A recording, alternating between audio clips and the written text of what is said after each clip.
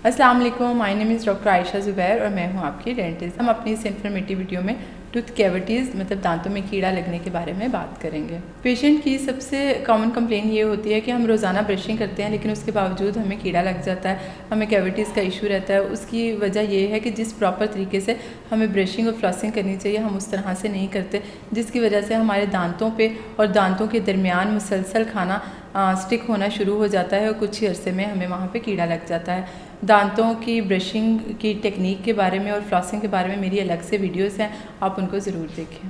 एक और वजह ज़ीरोस्टोमिया है, मतलब कुछ लोगों में थूक कम बनता है। थूक कम बनने की वजह से बैक्टीरिया की ग्रोथ बहुत ज़्यादा क्विक होती है और जल्दी होती है, उसकी वजह से भी आपको कैविटीज़ का इशू रहता है। कुछ लोगों को रात के वक्त सोते वक्त पता नहीं चलता कि वो सोते वक्त ग्राइंडिंग कर रहे होते हैं या समटाइम वो टेंशन में भी ऐसा करते हैं कि अपने दांतों को रगड़ते हैं। इसके अलावा ये कि ब्रेसेस अगर आप इस्तेमाल कर रहे हैं और साथ में अपनी ब्रशिंग और फ्लॉसिंग का ख्याल नहीं कर रहे तो भी आपको कैविटीज़ बहुत जल्दी लगती हैं। जब आप डेंटिस्ट के पास जाते हैं तो वो सबसे पहले आपके दांतों का मुकम्मल मुआयना करता है और उसके बाद आपकी कैविटीज़ की डेप्थ देखता है कि कितनी गहरी हैं और अगर ज़रूरत महसूस हो तो फिर आपका एक्सरे भी करना पड़ता है। तो कोई भी ब्लैक स्पॉट चाहे वो एक डॉट की सूरत में हो या लाइंस की सूरत में, अगर आपका ब्रशिंग के ऊपर रिमूव नहीं हो रहा, आप ब्रशिंग कर रहे हैं लेकिन वो हट नहीं रहा आपके दांतों के ऊपर से, तो इसका मतलब है वो आपका कीड़ा है। आपके दांत की कैविटी का ट्रीटमेंट आपके दांत की डेप्थ के ऊपर कि आपका कीड़ा किस गहराई तक पहुँच चुका है उस पर डिपेंड करता है।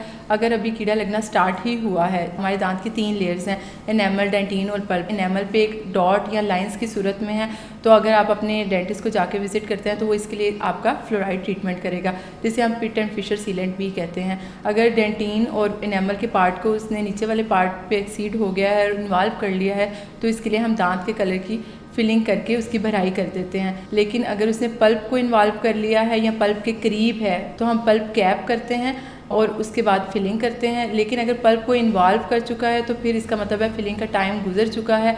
अब यहाँ पे हमें आपके दांत को डेड करना पड़ेगा या रूट कैनाल करनी पड़ेगी।